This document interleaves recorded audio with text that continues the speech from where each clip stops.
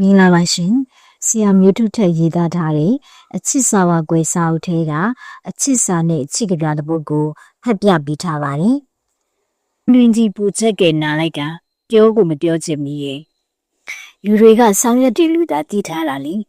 ငါရင်မထဲကဖြစ်တည်နေတဲ့ပူလှိုင်းပင်လေးကိုတော့သူတို့ဘယ်လိုလုပ်တတိပြုမိမှလဲကွဒီညကိုထက်တန်းရတာ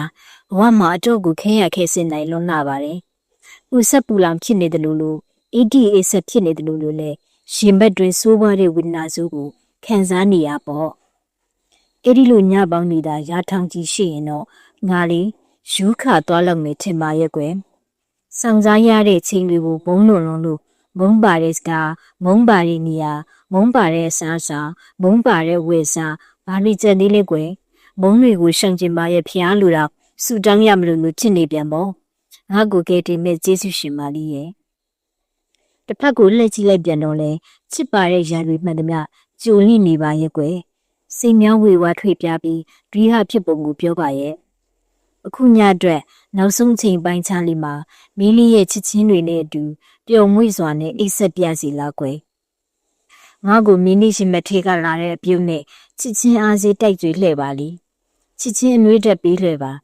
ချစ်ချင်းတွေတစ်ခုတည်းရတဲ့ဆောင်လာပြီးနင်းလေးစိတ်ရှိသလောက်ငါစိတ်အချူပေါအောင်မေတ္တာတရားရှေ့ထားပြီးဖေးမှပြီးလှဲ့ပါလားကွယ်ဒါမှဒီညချမ်းကိုငါယုံကြည်နဲ့ကြော်ဖြတ်နိုင်တော့မှာပေါ့ငါရဲ့ချစ်ချင်းပဲ့ကန်ရှင်မလေးအိမ်မပြောပေမဲ့စိတ်တော့ပြောကြည့်ရဲ့ဘယ်ဘက်ဆောင်အိတ်လဲစင်မပြေညာဘက်လှဲ့အိတ်လဲမချောမမွေးနဲ့ဒီလိုညမျိုးဖြတ်တန်းရတာရှင်ဘက်တွေပိုးရှာလုံးပါရဲ့အမုန်းတွေနဲ့အဆက်အသွယ်မလုပ်ချင်နဲ့မွေးရပါအားနေချက်ကအခုမှစွတ်ပြုံခံရမှာကိုထိတ်လန့်သွေးပြတ်ချောက်ချရတဲ့ညတာရှိညာစိုးကြီးရဲ့ပါလိ